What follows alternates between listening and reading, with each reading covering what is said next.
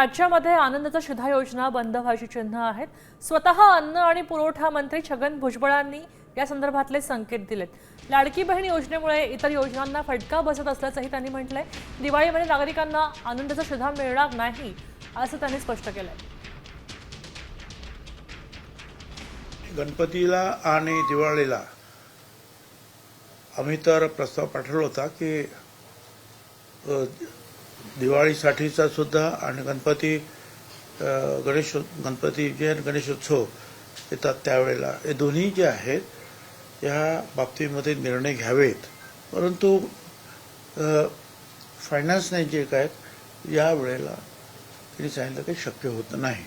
परंतु यावेळेला फायनान्सने ठरवलं की जरा या बाकीच्या सगळ्या गोष्टी पाहता अशक्य होणार नाही. आनंदाचा सुद्धा मागच्या वेळेला बंद झालेला आहे.